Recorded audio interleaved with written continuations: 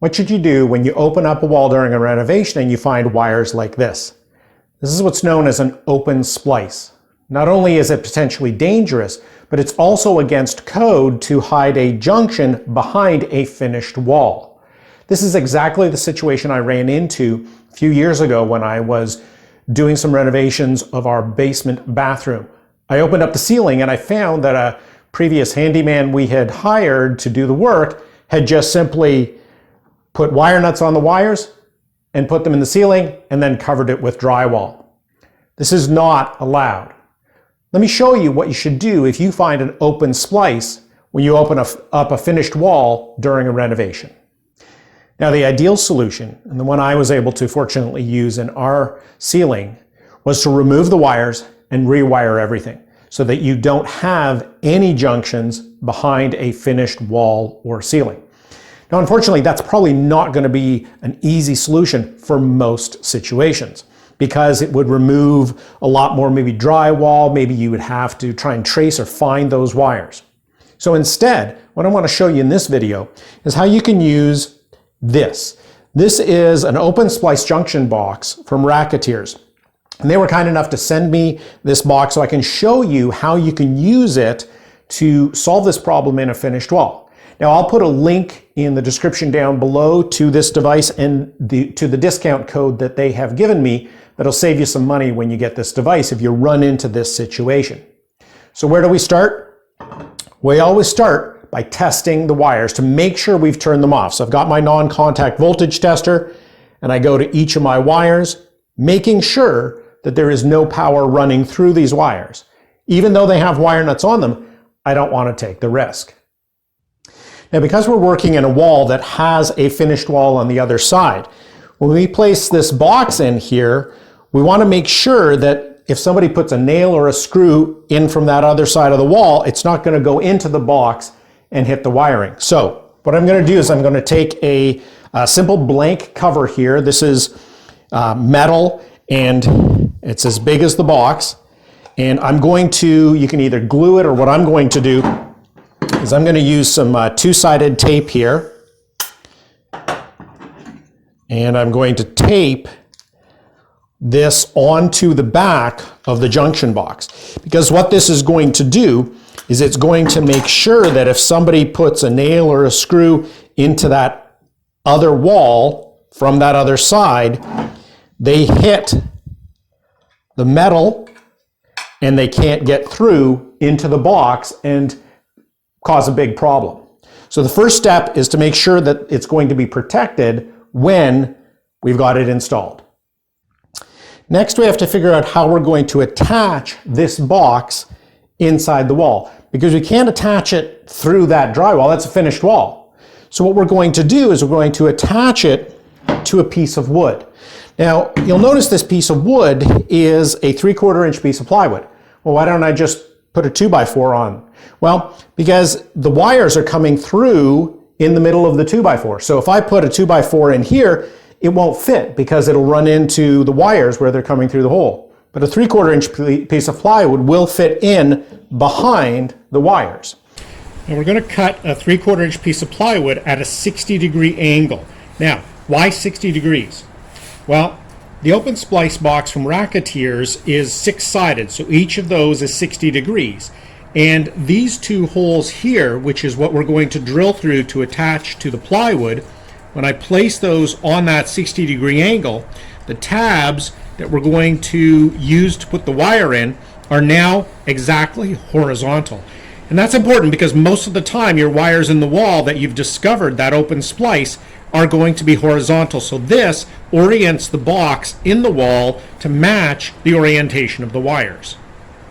I've added 2 pocket holes using the 3/4 inch setting on my Craig jig. I've added pocket holes because that's how I'm going to attach it to this stud right here. So once I've got it cut, I'm going to hold it. I'm going to position the box so that I can make sure that I've got it in a spot that's going to work for where these wires are. A little lower. I think that's a good position there. Okay, so now I'm going to hold my piece of plywood in that spot, remove my box, and I can use my pocket hole screws. So I've loaded my pocket hole screws into those pocket holes.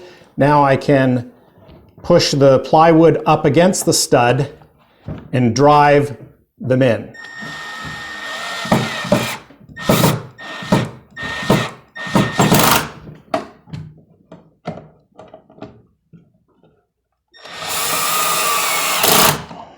Okay, now I've got my support, the plywood, attached to this stud for my box. Now what I'll do is I'll open up two of these doors, and following the instructions, it says to bend the doors inwards. So I'm going to bend these two doors because this is the horizontal that I'm going to use. I'm going to place this behind and slide it down so it's sitting on my wood here. And now what we do is we take these wires and we bend them so that they come into the junction box fully. And this can sometimes be a little tricky, kind of depending on sort of what was done in before. And one of the things you want to do is once you've bent them in, you always want to do a pull test. Make sure that all of the wires are still properly connected. And what we want to do is we need to make sure our two cables are in the doors, and this side here, the angled side, is sitting up against our 60-degree cut. Because now what we're going to do is we're going to take some 1-inch screws and we're going to put them in through these two holes, through these diagonal holes here, into the plywood. And again, we can do this either manually or we can do this with the power screwdriver. I'm just going to put these in manually. You don't want to put a screw in that's too long, so that's why I've set a 1-inch screw. You don't want to put like a 2-inch screw is going to come through that finished wall back there. Power screwdriver here. Get this going a little bit.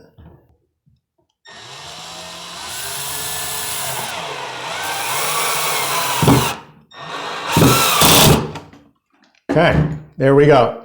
So now we have our junction box attached. Our wires are in, we've tested. Now we can close the cover, click it in. It clicks first. So use a number 2 Phillips screwdriver to completely tighten these two screws.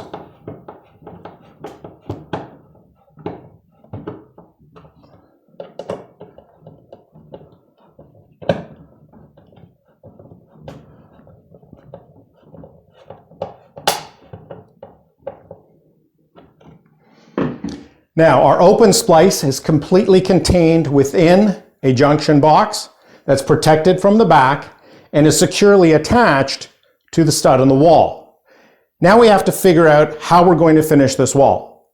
The one thing you can't do is to just simply put a piece of drywall on top of it. That's not allowed by code. So when you put the drywall on, you're going to have to leave a hole. And that hole is going to be for a spring access panel. So let me put the drywall on and I'll show you the size of the hole. So I've put the drywall on and you'll notice that I've left a square hole in the drywall. That's because code says we have to have all junction boxes accessible. So how do we make this look good? Well, I suggest you use a spring access panel. So it has a spring on one side, and the other side is fixed tabs.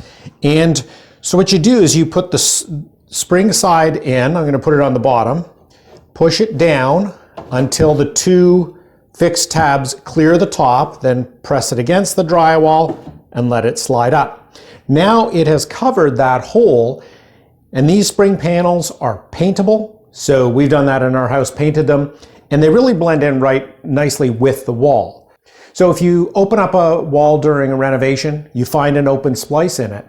Now you know you can use the Racketeer's open splice junction box to make sure it's safe, it's secured, and cover it up with one of these spring access panels. I'll put links to all the tools and products down in the description below.